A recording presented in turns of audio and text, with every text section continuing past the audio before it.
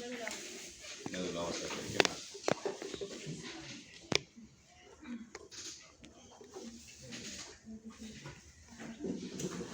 ¿Qué más te dice?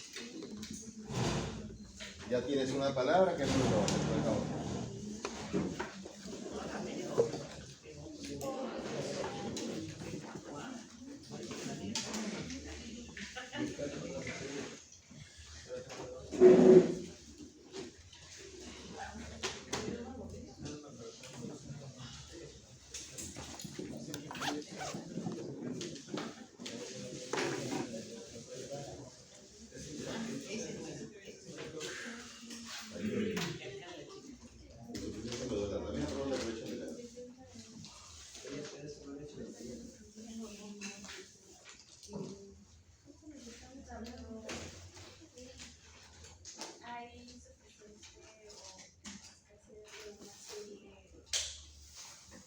Cuarto.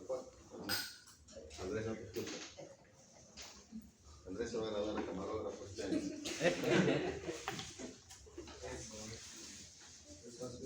Podría ser cuando hay escasez de alguna serie Pero es lo que Insuficiencia medular. A mí me hace referencia a que la médula ósea ya no está funcionando bien. En este caso, sabemos que en la médula se encuentran las células madres, y estas células madres se encargan de producir las células sanguíneas, ¿no? En general. Y al decir insuficiencia, pues quiere decir de que ya no las produce como es debido. Mario, ¿tú qué dices? igual que mi compañero cuando ¿Piensas igual que él? cuando hay una Tienes deficiencia problemas, de la médula ósea para poder producir Okay. su celularidad, como los glóbulos rojos, blancos,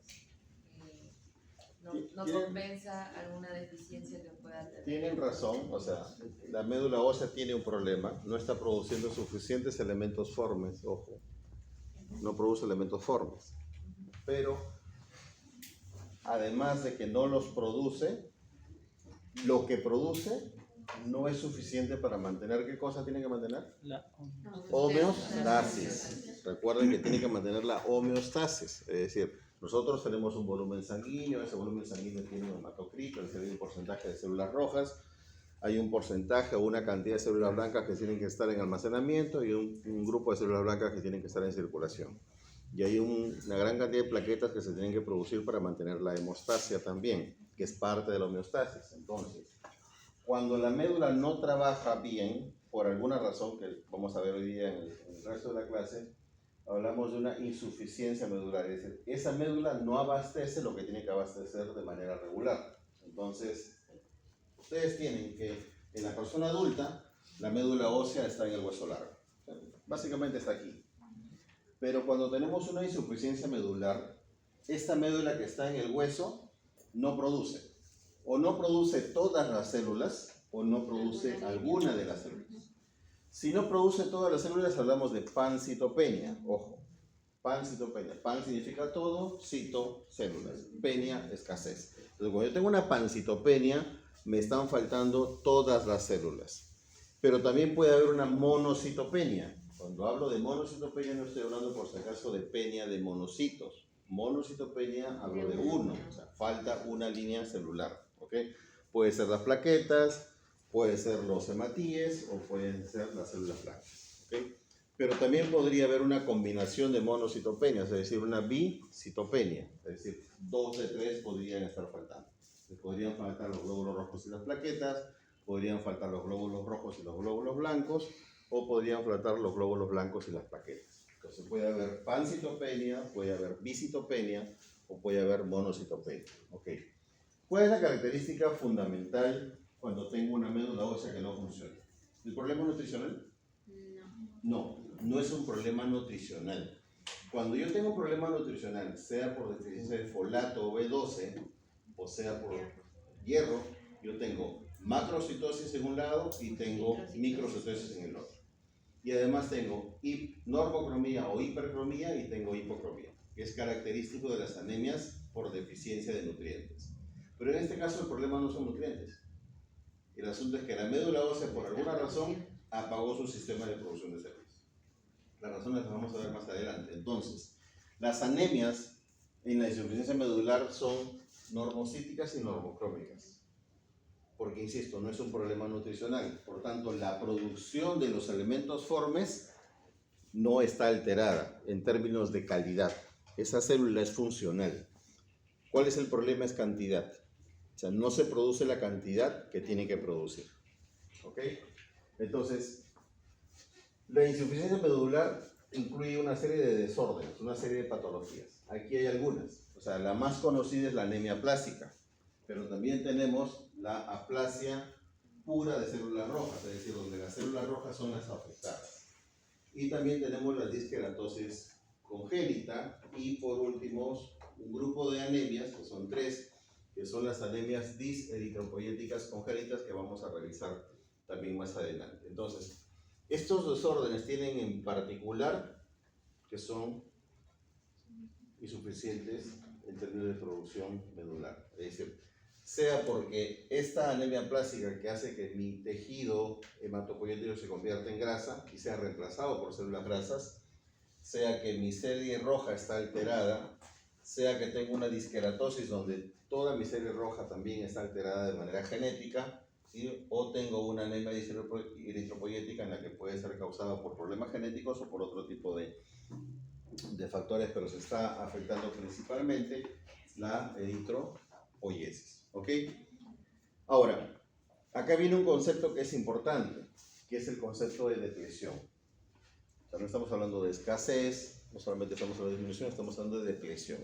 Entonces, como la médula ósea no está produciendo, existe un proceso que vamos a llamar depresión, que es depresión de los elementos sanguíneos, que básicamente disminuye la producción o la formación de hematíes, y que si es un problema genético, aquellos que salen están genéticamente mutados.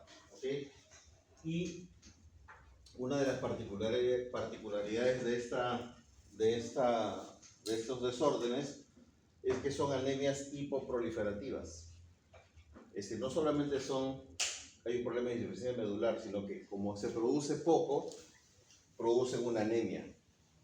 ¿Okay? Hay una anemia, entonces tú ves menos células, hay disminución del hematocrito, hay normocromía, ojo, hay normocitosis, pero ves menos elementos formes. Y a esa anemia se le llama anemia hipoproliferativa. Hipo de bajo, proliferativo de producción, o sea, hay baja producción de los elementos. Pero además, esto viene acompañado de reticulocitopenia. En las anemias macrocíticas, ¿cómo están los reticulocitos? ¿Aumentados, disminuidos o normales?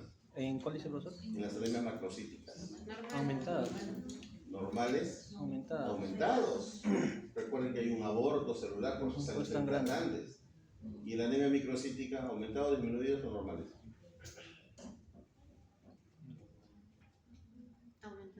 Aumentados también. El cuerpo trata de compensar, ¿ya? Lo que no tiene es hierro, pero trata de compensar. Acá, así quiera tratar de compensar, no hay producción. Por eso es que los reticulocitos se van abajo, porque no hay producción. Y una forma de evidenciar que la médula ósea está produciendo o no está produciendo es medir los reticulocitos, ¿no? O sea, la forma en la que ustedes se conocen de memoria de los reticulocitos es básicamente para que ustedes sepan, como medida indirecta, si la médula ósea está produciendo o no está produciendo elementos formes. Para eso nos sirven los reticulocitos, para saber si la médula está respondiendo o no está respondiendo. Entonces, una de las primeras patologías que vamos a revisar el día de hoy es la anemia de Fanconi. La anemia de Fanconi no es otra cosa que una anemia aplásica congénita. Es decir, los niños nacen con esa anemia, ¿ya? Es una anemia plástica congénita, es decir, hay una aplasia medular hereditaria. El niño nace con esta patología. Ahora, la presentación de la anemia de Fanconi es generalmente en la niñez, es decir, más del 25% de casos aparecen en pacientes pediátricos, ¿ok? y más o menos 5 a 15% de los adultos que se presentan con anemia plástica congénita son menores de 40 años. Entonces, si ustedes se dan cuenta, es una anemia de personas jóvenes, especialmente de niños, ¿ok? Es una patología hereditaria, ¿ok? Y es un desorden autosómico recesivo raro.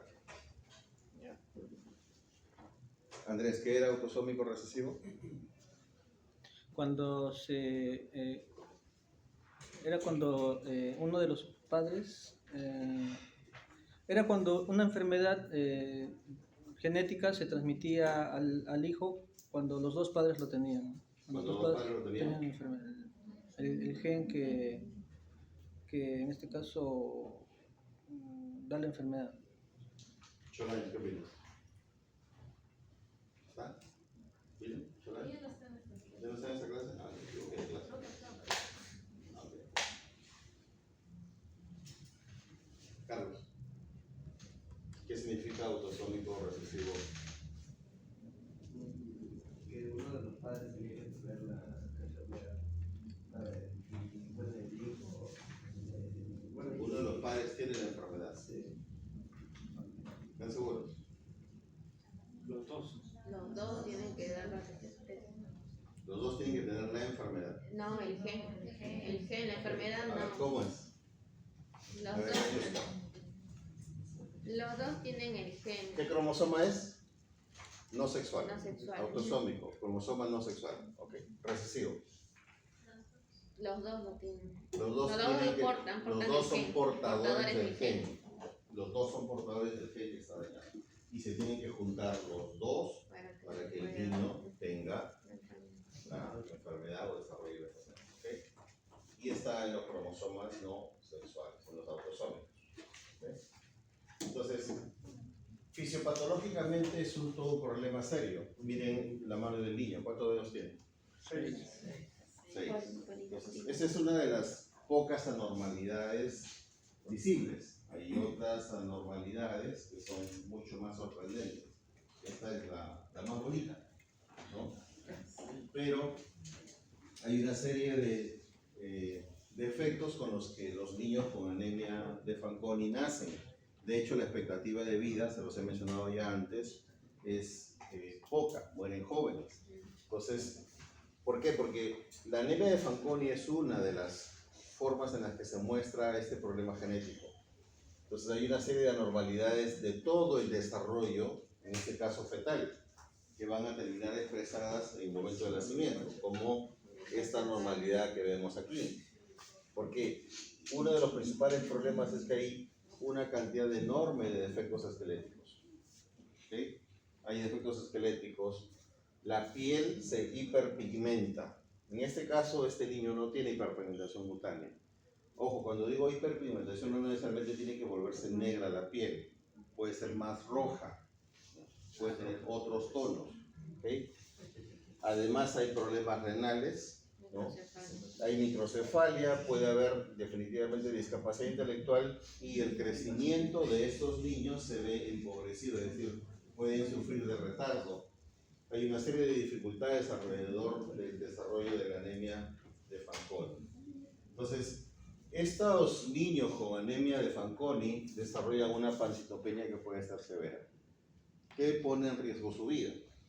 Entonces, el desarrollo de esa pancitopenia se da entre los 5 a 10 años. Es más o menos la edad en la que la enfermedad despierta y empieza a presentarse. No es que no haya estado antes, es cuando la anemia llega a los límites en los que ya no se puede manejar. Cuando uno analiza la médula ósea de estos niños, la médula ósea puede tener dos características. Puede ser normocelular o podría ser hipercelular. Profesor, pero si me está diciendo de que hay un problema de producción, hay una aplasia, ¿por qué la médula ósea es normocelular o hipercelular? ¿Qué dicen ustedes? En estadios tempranos. ¿Por qué? Porque la médula trata de compensar lo que es la... ¿Qué trata de compensar? ¿Qué trata de compensar si todavía no tiene anemia? Porque si yo tengo hiperproducción, no tengo anemia, ¿verdad? Entonces, ¿qué trata de compensar?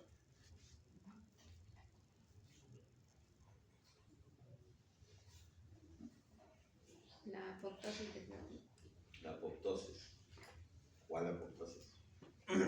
porque yo había leído que en la aplasia medular lo que se genera es que los linfocitos citotóxicos por el par ligando se unen al receptor. En la aplasia, en la anemia plástica pura, o en la anemia Fanconi. En la aplasia, pero no hay Esa aplasia. es otra fisiopatología. Pero esa es otra fisiopatología. Vamos a ver un ratito. ¿Por qué hay una médula ósea normo hipercelular aquí?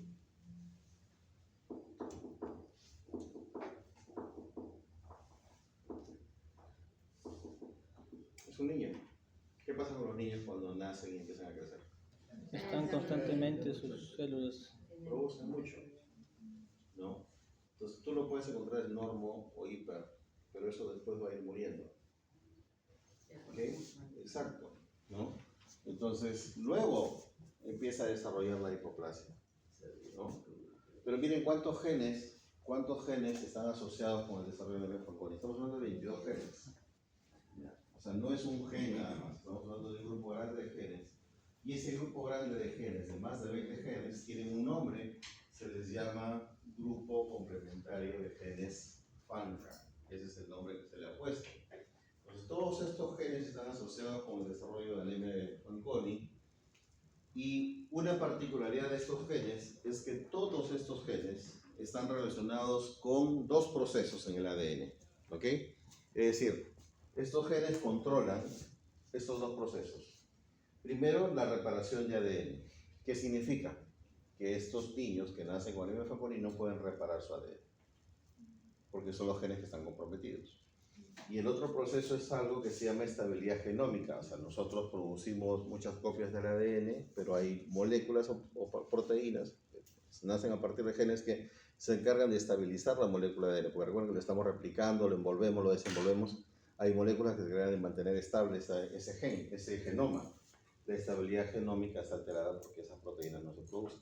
Entonces, estos genes implicados aquí mantienen alterados dos procesos que son importantísimos en nuestro ADN, que es la reparación de los problemas de ADN, ojo, y la estabilidad de ese ADN. ¿Ya? Entonces, aparentemente, la anemia de Fanconi guarda relación con esa falta de reparación del ADN y falta de estabilidad a nivel de todo el genoma. El diagnóstico de laboratorio es complicado porque hay que demostrar primero genéticamente que esos genes están presentes o están alterados. Entonces, y normalmente vamos a ir a la citogenética.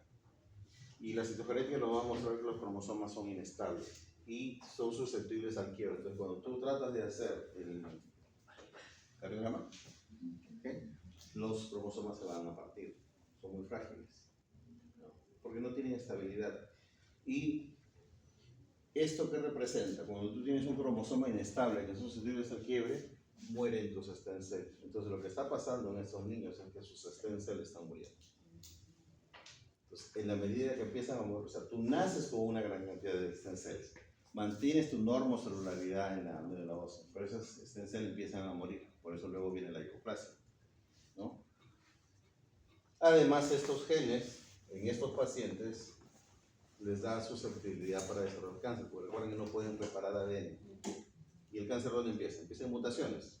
Entonces, si ellos no pueden reparar ADN, por tanto, son mucho más susceptibles a desarrollar problemas de neoplasias. Y el laboratorio puede hacer, de hecho, pruebas de susceptibilidad genética, puede hacer secuenciamiento, puede hacer citogenética. Existen pruebas de citogenética para ver el quiebre cromosómico que se puede utilizar también y algunas otras pruebas adicionales que se pueden hacer en el laboratorio de citogenética. Esta la tomé de una revista, ahí está la revista que se llama Blot. Este es un caso de hiperpigmentación. Por eso le decía, no es pigmentación por melatonina solamente, o por melanina, perdón, solamente. Es también pigmentación de otros colores, en este caso pigmentación roja. Si ustedes se dan cuenta, le han hecho la histología, es un niño pequeño con anemia de Fanconi que se presenta con una historia de 3 semanas de una mancha que no es dolorosa, que es circular, de 15 centímetros de diámetro y que se ve más prominente en la parte superior de su pierna, ¿no? Está acá, ¿no? Entonces, si ustedes ven, esta es la parte posterior de la rodilla, de la pierna, y esta es la parte más prominente. Y cuando se le hace la histología, ¿no? Eso es lo que se evidencia.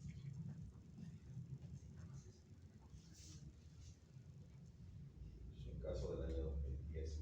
Abajo está la referencia. Y cuando se ven las láminas en el extendido de sangre periférica, o sea, lo que llama la atención es esto. O sea, las células como tal no están alteradas, ¿no? Pero si ustedes ven, hay escasez de células, ¿no? Hay escasez de células. Pero además, ya viene el proceso de compensación. O sea, como hay un proceso de compensación de la pancitopenia, empiezan a aparecer elementos inmaduros en la sangre. Entonces, ustedes pueden ver algunas células plasmáticas por acá, algunos micromegacariocitos por aquí, por los mamelones los puedes reconocer, ¿no? Y algunos hematíes nucleados que todavía están perdiendo el núcleo en sangre periférica, ¿no? Y cuando tú le haces la citoquímica, la coloración a la biopsia de médula ósea, esto es lo que empiezas a ver. Su médula ósea empieza a llenarse de grasa. Y cuando le haces ¿qué coloración es esta? La blanca. ¿No? Empiezas a ver las células grasas que son mucho más notorias, ¿no? Empiezan a reemplazar a la médula ósea. Entonces, el tema con la anemia plástica, clínicamente, el médico lo determina, por supuesto, es que como tú tienes escasez de elementos formes, si no tienes elementos blancos, ¿qué empieza a pasar? Empiezas a tener infecciones. O sea, las infecciones comunes empiezan a aflorar. Y si no tienes glóbulos rojos, empiezas a tener anemia de esfuerzo primero, porque empieza a venir, y después ya te empieza a limitar movimiento y todo lo demás, porque no puedes respirar.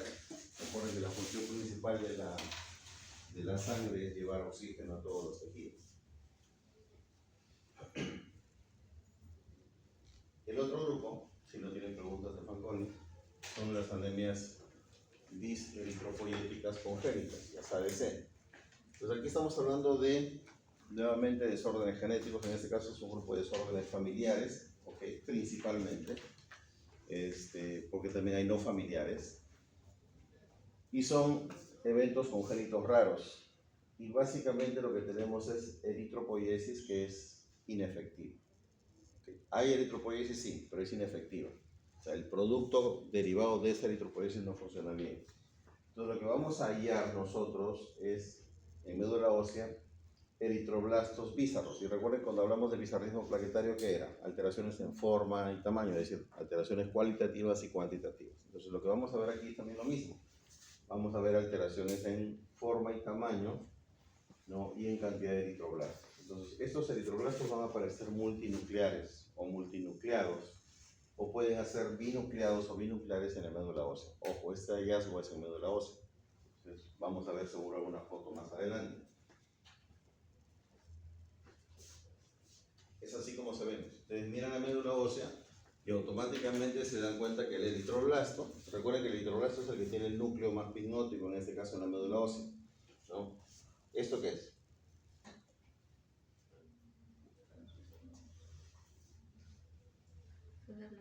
¿Rojo o blanco? Blanco, célula plasmática. Tienes acá una célula plasmática, ¿no? Acá tienes serie blanca y esto automáticamente es serie roja, ¿no? Realmente los núcleos son los más redondos, con la cromatina ligeramente empaquetada, pero mira, empiezas a ver apoptosis, empiezas a ver binucleación, como aquí, o acá trinucleación, binucleación acá, o acá, binucleación. ¿A quién les recuerda si fuera una sangre periférica? ¿A un neutrófilo? ¿Qué tipo de neutrófilo? Si fuera sangre periférica, ¿a quién le recuerda? A un Peyerhuber, más o menos le recuerda un Peyerhuber. Miren cómo se presenta, ¿no? Entonces, los eritroblastos empiezan, ¿no?, a tener fragmentación nuclear. Eso es lo que empieza a pasar. Miren acá, por ejemplo, se está fragmentando, pero no se está fragmentando, se está fragmentando la célula, pero no el núcleo. Entonces eso es lo que empieza a aparecer. O sea, aquí el concepto es que hay una diseritropoiesis, es decir, la eritropoiesis como proceso está alterado. ¿No? Por eso se llama diseritropoiesis y por eso la anemia se llama diseritropoiética.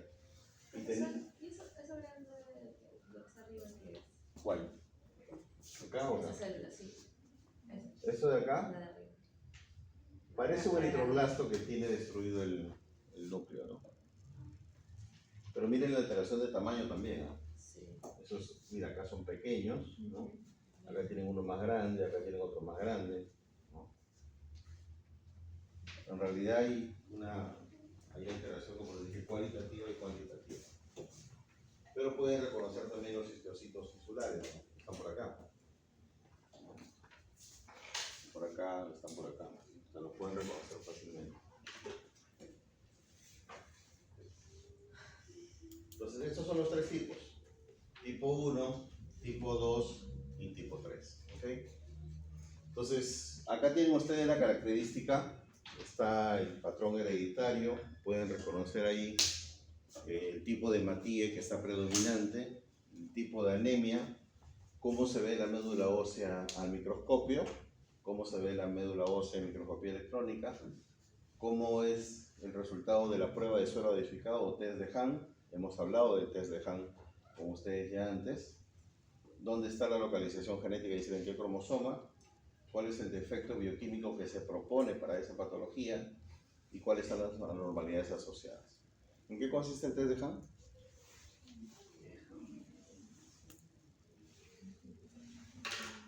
Ya dirá, ¿en qué consiste el test de Hahn? Con la prueba de suelo osidificado.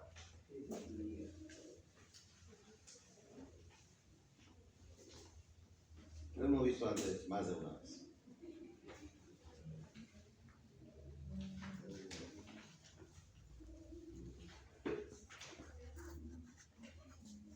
Josefina, ¿lo recuerdas?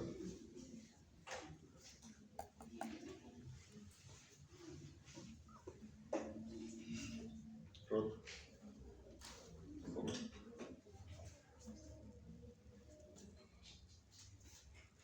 ¿Nadie recuerda? Es cuando sometes a los eritrocitos a ese suero acidificado justamente para hasta no me acuerdo porque es una prueba bioquímica compensatoria, no me acuerdo exactamente sobre qué, pero sí recuerdo más o menos que era así para ¿Confirmatorio o tamizaje?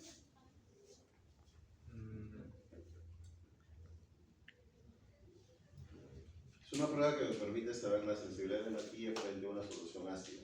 Lo que hago es tomo suero, lo acidifico con ácido cítrico, ¿no? O con ácido clorhídrico, dependiendo del ácido que tenga en el laboratorio, y someto esos hematíes a diferentes concentraciones de ácido. Entonces veo cuál es la resistencia del hematía frente a la acidez, ¿no? Porque recuerden que la hemoglobinuria paroxística nocturna, que es la que se diagnostica con esta prueba, ¿no? El hematía se destruye durante la noche, que es cuando nuestro cuerpo se acidifica o se alcaliniza en la noche. O de sangre. Se acidifica. Entonces, y se destruye el glóbulo rojo. Entonces, lo que queremos ver es si la persona tiene o no tiene. En eso consiste la prueba del suero acidificado, que la usamos acá. ¿Y por qué la usamos acá? ¿Por qué la usamos? Porque la hemoglobinuria paroxística nocturna también es un desorden hematológico en el cual hay disminución de la producción medular. También se afecta, ¿no? Y el hematía está alterado. Entonces, por eso es que queremos descartar HPN acá. Entonces, ustedes pueden ver, todos son autosómicos recesivos. 1 y 2, con excepción del tipo 3, que es dominante. ¿Ok? Es autosómico. Entonces, solo basta que un gen esté presente. ¿Ok? Pero también cuando es un problema familiar, o sea, es un problema que se hereda, pero también puede aparecer de manera esporádica. ¿Ok? Y vienen los hematíes. En los tres casos son o normocíticos o macrocíticos. ¿Ya? La anemia en los tres casos es de moderada a severa. ¿Ya? Y la médula ósea al microscopio. Acá veo puentes de cromatina intranuclear. Ustedes pueden verlos en el núcleo, que hay, es como si el núcleo se hubiera fragmentado y tuviera un puente uniendo a los dos fragmentos. ¿Ya? Entonces hay puentes de cromatina intranuclear, puede haber binucleación y aquí vemos eritroblastos gigantes. Esa es la forma de presentación. Cuando vemos microscopía electrónica, el núcleo parece un queso suizo, es decir, como si tuviera muchas perforaciones, ¿no? Acá se le llama cisterna periférica, es como una cisterna, como un tanque, que está en la periferia del núcleo. Aquí hay cambios no específicos. La prueba de solidificado es negativo en la 1 y en la 3, pero es positivo en el tipo 2. Y esta es la localización genética. ¿Cómo se lee esto? Un abrazo corto del cromosoma 15. ¿Brazo corto? La larga larga del cromosoma 15. De la banda 1, subbanda 5. Ok. Región 1. Región 1, banda 5. Acá es el cromosoma 20 y allá nuevamente el cromosoma 15. Okay. Entonces aquí en la 1 y la 3 no se conoce cuál es el proceso bioquímico y en el tipo 2 hay una baja glicolización de la banda 3. Recuerden que la banda 3 es parte de la estructura de la membrana de la hematía. Y acá están las anormalidades asociadas. O sea, se dan cuenta que hay defectos esqueléticos aquí, hipopigmentación de la piel, a diferencia de la anemia Fanconi que es hiper, acá no hay ninguno. Y acá hay problemas visuales, hay gamaplatía monoclonal, hay asociación con linfoma y también retardo mental. Ahora, en el laboratorio, como esta visualización de la diseritropoiesis es medular, o sea, no la vemos en sangre periférica, es medular. En sangre periférica lo que vemos es una anemia, pero es una anemia normocítica normocrómica. Pues que es una anemia, insisto, leve o moderada. Pero en la médula ósea vemos una hiperplasia eritroide. Ojo. Y les habíamos dicho al principio de la clase que íbamos a ver hoy día problemas de insuficiencia medular. La insuficiencia no solamente significa que no produzca, sino que lo que produce no sirve. En este caso lo que se produce no sirve. O sea, hay una hiperplasia eritroide, pero hay diseritropoiesis, es decir, mi línea roja no funciona. No funciona. Y esto se va a manifestar ¿cómo? Porque va a haber hemólisis. O sea, como toda la línea eritropoyética no es normal, se van a hemolizar. ¿No? ¿Dónde se van a hemolizar? En el vaso, pero si les estoy diciendo que la presentación es en médula ósea. Ya, ¿cómo se van a hemolizar en la médula ósea? Apoptosis. Se va a ver apoptosis. Como hay apoptosis, va a aumentar la bilirrubina y va a haber ictericia. Tengan cuidado que acá no estamos hablando del vaso. ¿Ya? La hemólisis es intramedular. Entonces, profesora, soy un nuevo concepto. Usted antes me habló de hemólisis intravascular y extravascular. Ahora hay hemólisis intramedular. Ese es el concepto. Cada vez se pone difícil, ¿no? Esperen el tercer capítulo. Ok, la otra patología, ya vimos anemia de Fanconi, ya vimos anemias diseritropoyéticas. El otro desorden medular, la otra insuficiencia medular, es la aplasia medular, que es de repente la más conocida. Este evento es raro, y aquí básicamente hay depresión de elementos celulares en la médula ósea, pero si faltan en la médula ósea, definitivamente van a faltar en sangre periférica, ¿no? Entonces, y aquí el problema es que aparece una pancitopenia, es decir, todos sus elementos formes empiezan a desaparecer, ¿ok? ¿Por qué? Porque en la médula ósea está faltando esto. Tus stem cells están empezando a morir, ¿no? Tus stem cells empiezan a morir. Entonces, como mueren las stem cells, no se producen los elementos formes y lo que hace es que se pierde médula ósea y se reemplaza automáticamente con células grasas, con células grasas, ¿ok? Entonces, ¿cuáles son las causas? ¿No? Si ustedes se dan cuenta, miren mi médula ósea. O sea, tengo por aquí un pedacito de hueso y casi toda la médula ósea está reemplazada con células grasas. Cada una de estas bolitas blancas es una célula grasa, ¿no? Entonces, por aquí tengo una especie de granuloma en el centro, o un poco de médula ósea, pero todo lo demás está reemplazado con grasa y probablemente algo de tejido conectivo por ahí.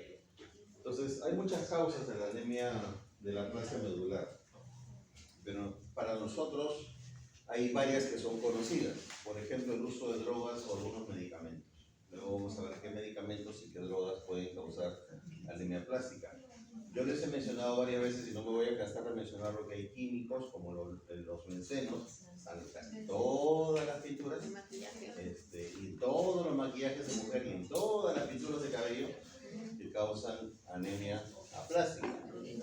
La irradiación también, ¿no? La irradiación también causa anemia plástica. Algunas infecciones bacterianas también están asociadas al desarrollo de anemia plástica, algunas virales también, ¿no? De hecho, yo les he mencionado una, aparte de VIH. ¿Cuáles he mencionado? Parvovirus, Parvovirus 19 también se los he mencionado.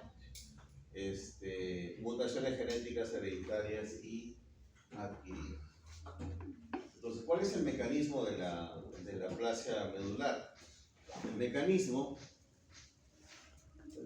ya estoy aprendiendo a dibujar, ¿ya? Esto. El mecanismo es el siguiente, o sea, yo tengo una célula madre, ¿ok? Y la idea en la normalidad es que esta célula madre prolifera y se diferencia, es decir, das dos células hijas, una célula hija se convierte en célula madre y la otra célula hija empieza a diferenciarse. Es más o menos la idea que se tiene, ¿no? Es decir, proliferan para tener más células madres y algunas de estas células madres se van a diferenciar en células hijas, ¿ok? Y estas células hijas se pueden convertir en serie roja, en serie blanca o en serie plaquetaria. ¿Estamos? Eso es lo que debería pasar de manera regular. Pero en la anemia plástica no está pasando eso. Hay por lo menos 3 posibles mecanismos que evitan que esta célula madre termine en estos 3 productos. Uno es que las células del estroma medular, que es tejido conectivo, que es parte del hueso en el que se aloja la médula ósea, es quien produce las citoquinas y los factores de crecimiento. Recuerden que el endotelio también produce factores de crecimiento. ¿Para qué? Para que suceda este proceso de diferenciación y de proliferación. Entonces, un mecanismo parece ser que se bloquea este uso de citoquinas y factores de crecimiento. Entonces, si yo bloqueo esta línea de acá, lo que tengo es nada de proliferación y nada de diferenciación. Ese es un mecanismo del desarrollo de la aplasia medular. El otro mecanismo es que la misma proliferación y diferenciación acá, es decir, la programación de esta célula para proliferar y diferenciarse esté bloqueada, ¿no? Entonces es un problema de la célula, del stem cell. Y el otro es que esta célula tiene un mecanismo de autorrenovación, es decir, la célula madre produce células hijas, pero también produce células madre para tener un nicho de células madre. Y este mecanismo de autorrenovación podría estar bloqueado. Entonces, estos son los 3 posibles mecanismos que podrían explicar la aplasia medular. Porque en la aplasia medular lo que tenemos es que esto no está funcionando aquí. O sea, no es esto de acá. Esto sí se está produciendo. Cuando se produce de manera normal. Pero algo está bloqueando a la célula madre para que la célula madre no produzca células hijas que se conviertan en células madre, o que esta célula madre no se diferencie en células hijas maduras de las 3 líneas celulares que nosotros conocemos. Entonces, son los 3 potenciales mecanismos. Profesor. Y eso, solo para cerrar la idea, estos 3 potenciales mecanismos no solamente son problema genético, sino que yo puedo tener una infección viral que puede alterar cualquiera de esos 3 procesos. Le quería comentar, no sé, o sea, si vemos, si analizamos esos tres casos, yo creo que si estaría sucediendo la tercera, no sé si podrían haber tratamientos, como por ejemplo, claro, de poderle a la persona darle esas citoquinas o factores de crecimiento para que pueda en este caso suplir ese bloqueo, ¿no? Porque si fuese el caso de la primera, sí sería más, digamos, más severa, ¿no? Porque ya no se están generando células madres, o sea, ya no se está generando, ¿no? Y la segunda, que ya la célula madre sí tenga un defecto propio, que ya no, reloj biológico. claro, que no pueda, ¿no? Entonces, no sé si... Lo que tú dices es lógico, Ajá. pero vamos a construir ese escenario. Vamos a construir el escenario que dice Andrés. El escenario que dice Andrés es, yo tengo una persona que no está produciendo citoquinas. citoquinas. Ya. Digamos que tengo acá a esa persona, vamos a dibujar la mitad de la persona nada más. ¿Ok? Tengo mi persona acá. Entonces digamos que a nivel de la médula ósea no tiene interleuquina 1, interleuquina 6, interleuquina 10, etc. Entonces yo le voy a inyectar a esta persona, ojo, le voy a inyectar a esta persona, digamos interleuquina 1. ¿Qué crees que pasa? No estoy diciendo que sea interleuquina 1 la que sea, estoy haciendo el ejemplo. Digamos que yo a la persona no produce interleuquina 1 y yo le inyecto interleuquina 1. ¿Qué creen que pasa?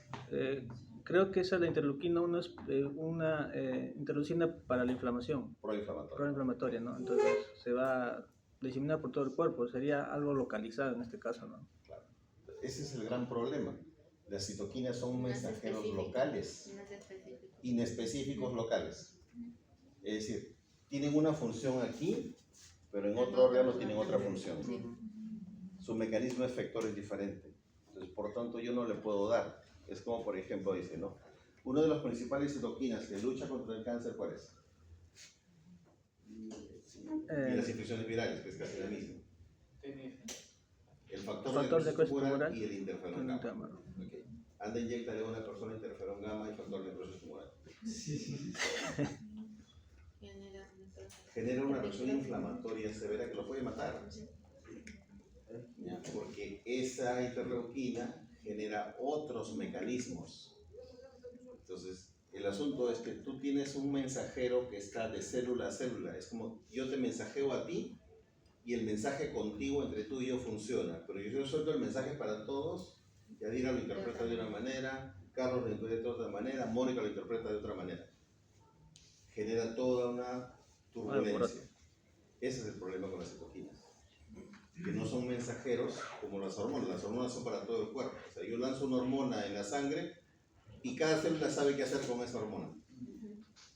¿No? Que generalmente es el mismo mecanismo. Con las citoquinas no funciona igual. Son mensajeros de corta distancia. Claro, o sea, de un solo nicho. si lo irriego por el torrente sanguíneo, sí, no, pero si sería algo localizado de frente a la médula ósea. Imagino que hay terapias. Yo tengo un amigo, un gran amigo mío, él es inmunólogo, y él trabaja en una empresa en Estados Unidos que se llama Regeneron. No sé si han escuchado, deben haber escuchado en el COVID, la salida de noticias todo el tiempo. Pero ellos, ¿qué producen? ¿No? Ellos producen, su único trabajo de esta farmacéutica es producir anticuerpos. Es lo único que fabrican, no fabrican otra cosa.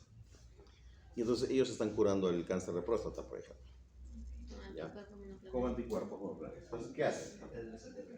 ¿Qué hacen? O sea, si acá hay un factor, ¿no?, que te está bloqueando esto, ellos podrían identificar a este antígeno, ¿no?, construyen un anticuerpo contra este antígeno y lo separan y eso sigue funcionando. Ese es su trabajo. En el cáncer de próstata que ellos hacen, por ejemplo, han identificado cuál es el antígeno que tienen que bloquear, han construido el anticuerpo, pero es medicina personalizada. Exacto. Entonces yo te tengo que sacar a ti un pedazo de tu tumor, una biopsia, la tengo que llevar hasta el laboratorio, tengo que segregar todas las células, tomo el antígeno que me interesa, lo llevo al laboratorio, entreno a ese antígeno, a unas células con ese antígeno para que produzcan ese anticuerpo, y esa medicina solo sirve para ti, no sirve para otra persona con el mismo cáncer de próstata.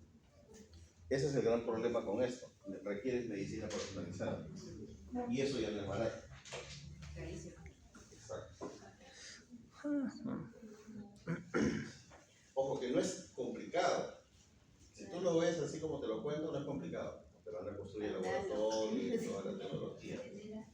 No es barato. Entonces ya les dije que hay algunas causas que son importantes. Entonces, pero básicamente hay tres grupos grandes, ¿no? O sea, la médula ósea dañada por problemas inmunológicos, la médula ósea dañada por tóxicos o la médula ósea que tiene un defecto congénito, ¿no? Entonces, si hay un defecto congénito, tenemos la anemia de Fanconi o tenemos la disqueratosis, ¿ok? Si tenemos efectos tóxicos en la médula ósea, puede ser radiación, como lo que pasó en la bomba de Hiroshima o como lo que ha pasado en Chernobyl, etcétera, o drogas y medicamentos que solemos consumir a veces inocentemente o lo que siempre les repito que está en las pinturas. O si es un problema inmune, es decir, una enfermedad autoinmune, el embarazo es una de las causas, ojo, o un problema infeccioso. El embarazo parece la cosa más sencilla del mundo, ya se dieron cuenta, pero ya aprendieron que no es tan sencillo. Entonces, recuerden que la madre tiene una serie de mecanismos de defensa contra cualquier bicho. Entonces, su hijo se convierte en un bicho. Claro, es un extraño. O sea, si no fuera por la placenta, o sea, es un bicho extraño. Pero si no fuera por la placenta, esa madre destruiría a ese niño. O sea, ese embarazo no duraría. ¿No? Exacto. O sea, el niño es una cantidad de antígenos absolutamente nuevos que tiene parte de la madre y tiene parte del padre. Y la madre al padre lo va a reconocer como extraño. ¿No? Exacto. Es un extraño. Entonces lo va a destruir. Pero la placenta está ahí justamente para evitar esa destrucción. Entonces, ¿qué drogas y medicamentos? O sea, los que ya están probados, ¿no? Estos son los probados y estos son, digamos que hay casos relacionados, pero son menos frecuentes. Estos son los más frecuentes. De los antibióticos hay 3: cloranfenicol, penicilina y tetraciclina. Okay. Profesor, pero yo no he escuchado nunca tetraciclina. Si te has recibido tratamiento para el acné alguna vez, o te dan tratamiento, está basado en tetraciclina. Sí. Penicilinas reciben todos los niños y todo el mundo. O sea, no hay persona en el mundo que no haya recibido penicilina. ¿Okay? Si la gente tiene gripe y se va al farmacéutico y dice, deme penicilina. Okay. Cloranfenicol se ha retirado del mercado. En la década de los, más o menos, finales de los 90, 2000 en el Perú se retiró del mercado, ojo, oficialmente. Aunque yo hace poco he visto que algunas farmacias tienen cloranfenicol todavía. Lo traen del Ecuador, lo traen de Bolivia y lo reparten por las farmacias. ¿Okay? Entonces, ojo, el mecanismo con los antimicrobianos, especialmente penicilina, tetraciclina, es espectador inocente. Es decir, el antígeno se une a la célula porque es muy pequeño, se une a la célula y hace el mecanismo de afteno. ¿Okay? Exacto, en el caso de penicilina y tetraciclina. Pero en el caso de cloranfenicol, sí afecta directamente a las células madre.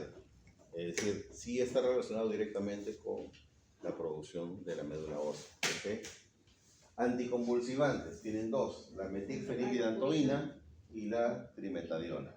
¿Okay? Entonces, y esto es básicamente personas que tienen epilepsia, que es una enfermedad crónica, están tomando permanentemente ese medicamento. Y analgésicos, la fenilbutazol.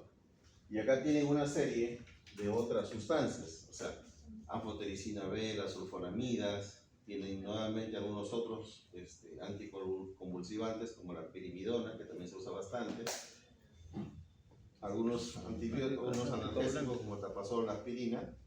La aspirina no en todos, pero está relacionado con algunas personas. Acá tienen tolbutamida y clorpropamida, que son hipoglicemiantes orales, es decir, la gente con diabetes utiliza esos 2 medicamentos. Y tienen colchicina y acetazolamida, que son tratamiento de cáncer, tinte de cabello, que es el que usan casi todas las mujeres en el planeta. ¿Okay? Y hoy es interesante ver alguna mujer adulta, ojo, no lo digo en broma, lo digo en serio, alguna mujer que nunca se haya pintado el cabello y ver su índice de anemia. De repente por ahí hay una tesis y la sorpresa es, oh, las que no se pintan el cabello no tienen anemia, las que se pintan el cabello son anémicas. Yo no me he pintado el cabello. Estoy haciendo mi propuesta. ¿Es posible? Yo no me he pintado el cabello. Y luego tienen estas 2 sustancias que las he puesto en amarillo, que todos las tenemos en las casas, que son los insecticidas. Insecticidas, sí.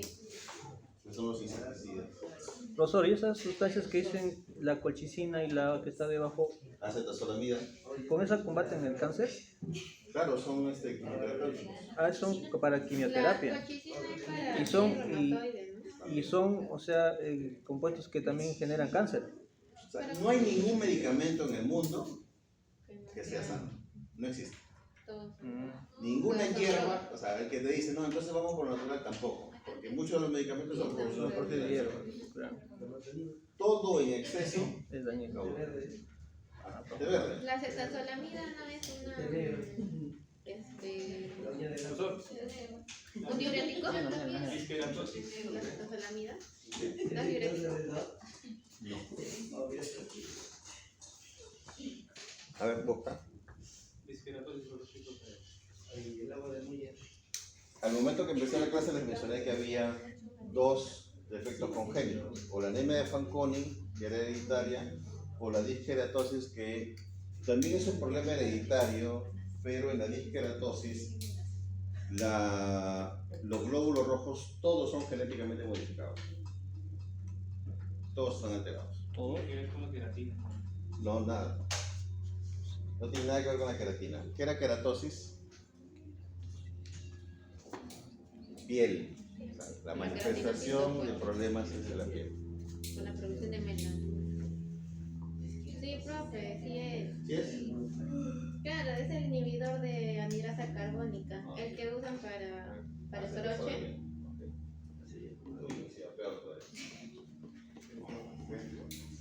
¿Qué hacemos en el laboratorio?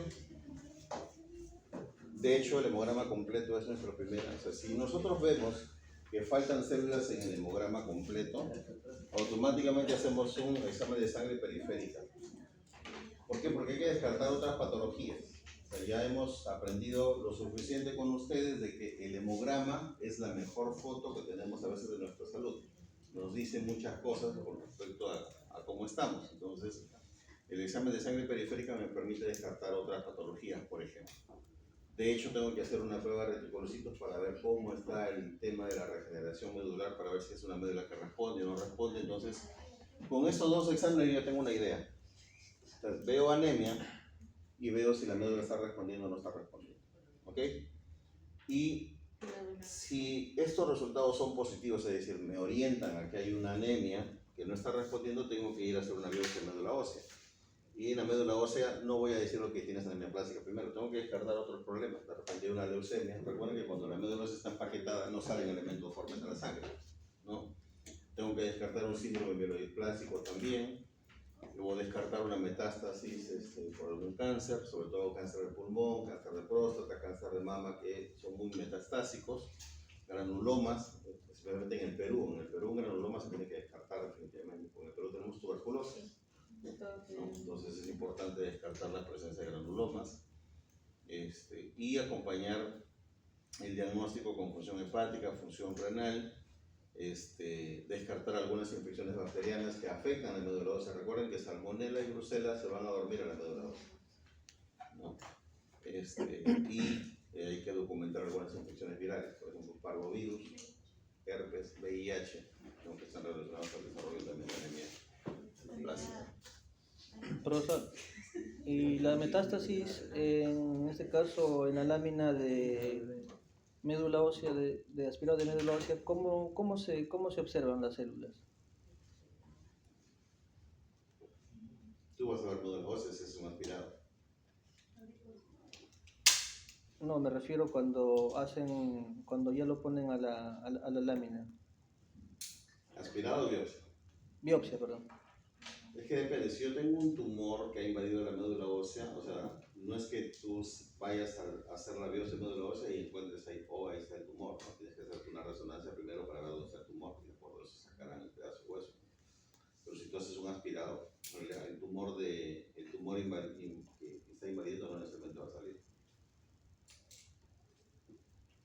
Entonces, si yo estoy sospechando que hay una metástasis, no hago una biopsia o un aspirado primero, tengo que hacer una resonancia o una tomografía para ver dónde está el problema, dónde está ese tumor metastásico.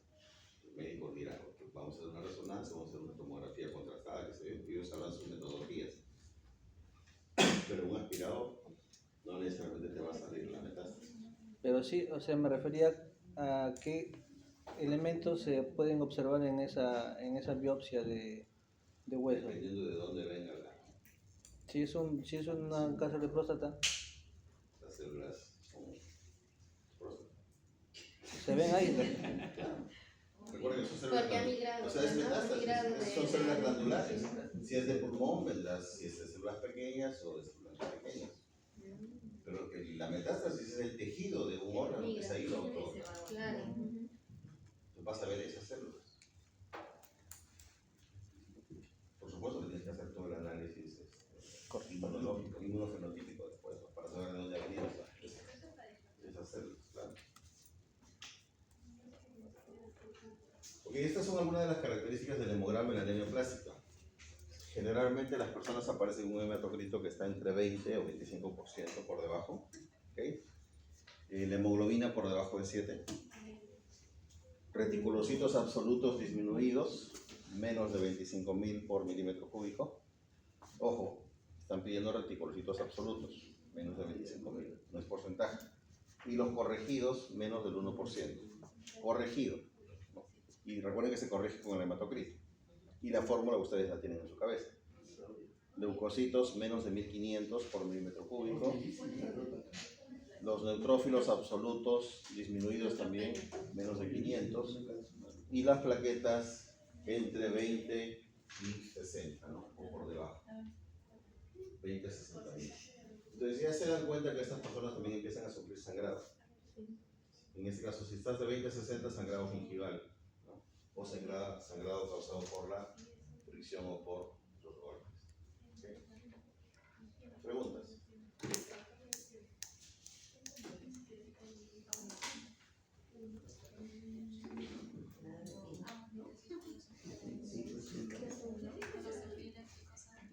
¿Preguntas?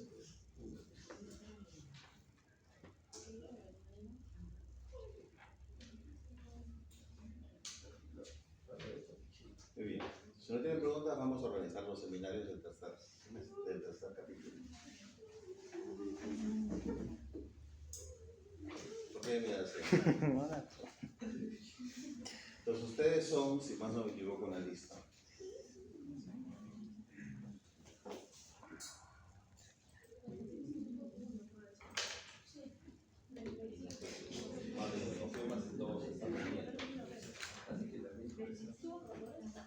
hoy día es la primavera, Sí, no ¿Qué? se puede sol.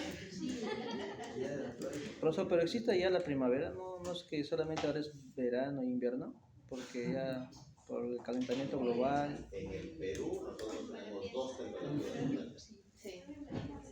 Temperatura fría y temperatura Caliente. caliente, ni siquiera es tan caliente. Tropical. En Lima no llegamos a tropical.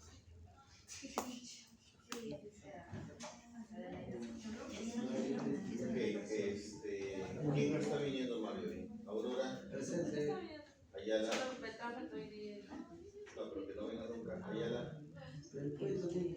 Solo María. Ayala. No está Ayala.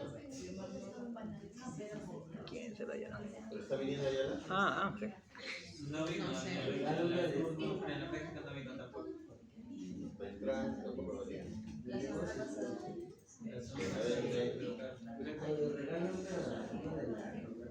Calderón. Presente. Clara Castillejo. Marcia de la Cruz. ¿A quién llama temprano? ¿No dije Marcia? No. Dijo Solange. Solange dijo. Solange. Yacira Garay. Yacira tampoco está. Katiuska. Está. Ariana Gabancho. Ariana. Pedro Pachas. Presente. Luz Prado. Flor Quijano. Alison Ramón. Mary Rojas. Mary Rojas. Ruth Romero. Mónica Salas. Anthony Silva. Osvaldo Silva. Yadira Sudario. Josefina Tapia. Gabriel Vela. Y Sayuri Vilcapaz.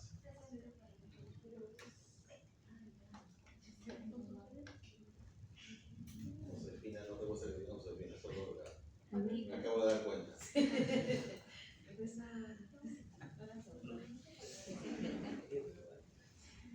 Ok, entonces ustedes son 23.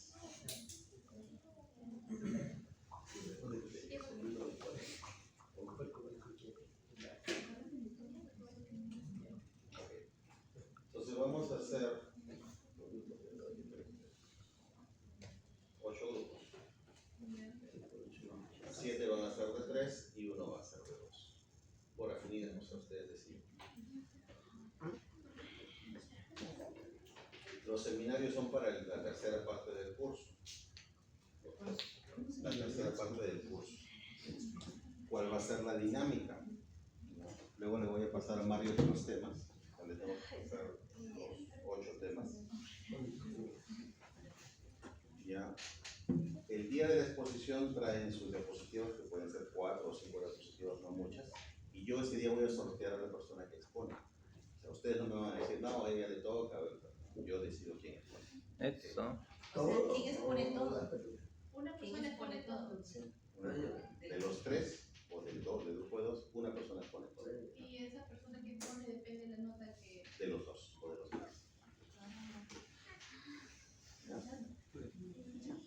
Entonces, me hace recordar Mario dijo, eso va a pasar en la tercera parte del curso, ¿ok? Y esa nota, ojo, ya saben que es una nota de PC. Bueno, sé, PC. Una sola nota. Ya no va a haber examen entonces, ¿no? No va a haber examen entonces. Igual tiene su evaluación práctica más esta nota, o sea, son 2. Son 7 grupos de 3. ¿Y el Atlas también? Y el Atlas, Atlas, informe, pasitos. Claro, el Atlas es el RPD final del curso. Pero me sale yo a la PC3 y PC4. PC4. Ah, PC4.